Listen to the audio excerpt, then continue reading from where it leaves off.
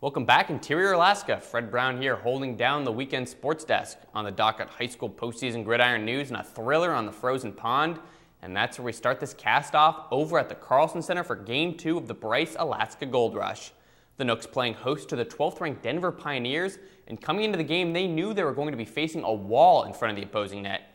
The senior Pioneer netminder Sam Britton had not allowed a goal in nearly 160 minutes of play this season, and the Nooks were making the veteran stand on his head, peppering him with shots throughout. Denver held a 2-0 lead through most of the second period of play before Nanick rookie Marcus Bizarra found twine with less than 30 seconds remaining in the period.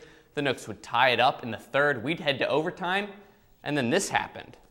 Junior winger Garrick Perry scoops the puck at center ice off the turnover, fires a shot on net, nabs his rebound, lunges, sinks the dagger. Nooks win with the 25-second left in overtime period. Shout out to avid UAF fan Evan Vanachuk calling the game's outcome before the puck even dropped. And it's a beautiful day in Anchorage, perfect weather for a football title game, and that's where the Monroe Rams found themselves this afternoon. The Rams have been known for their small but brutally tough squad this year, and today suited up 14 players for their pigskin finals matchup with the Nikiski Bulldogs. The Dogs got the scoring started on their first drive as they dominated on the clock and the ground before punching it in to go up 8. Clear early on what they were dealing with. Rams quarterback Tyler Wells finds his guy, Scooter Bynum, with a 65-yard dime to pull within 1. After another Nikiski score, Wells returned to work, connecting with Alex Callahan for 19 yards and a score. It was back and forth from then on out, but the Rams break down late in the fourth quarter as Michael Stangl pulls down his second pick of the game with just under 3 minutes to play and Nikiski up a score.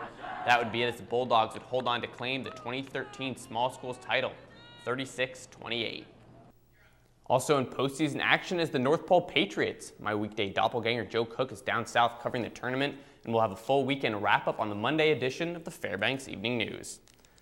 And Sunday night is football night in America as former Indianapolis Colts quarterback and future Hall of Famer Peyton Manning returns to his old stomping ground as a member of the Denver Broncos. For a preview of tomorrow's marquee event, here's Dan Patrick, Tony Dungy, and Rodney Harrison. Welcome to the set, Football Night in America. Dan Patrick, Tony Dungy, Rodney Harrison, Broncos at the Colts coming up Sunday on NBC. You might know a thing or two about Peyton going back home. What's that feeling going to be like for him? Well, I can tell you, I did it once going back to Tampa, and it was tough on me. It's going to be worse on Peyton. He is such a creature of habit. He's going to want to stay in his routine, but you can in that situation. There's just too many people you know, too many memories, too many things in that stadium that are going to impact him.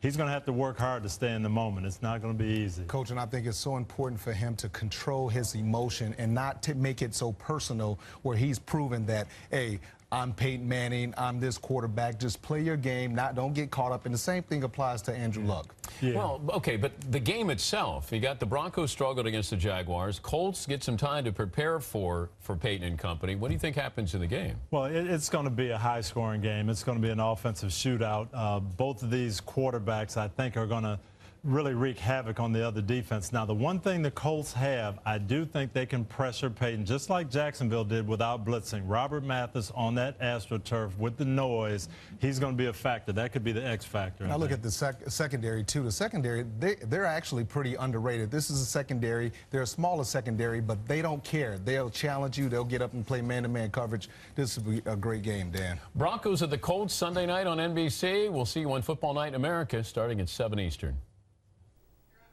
And that's my time for the night. I might be out, but we're not done. Nikki Carvajal hits the weather wall. That's coming up next. Stay with us.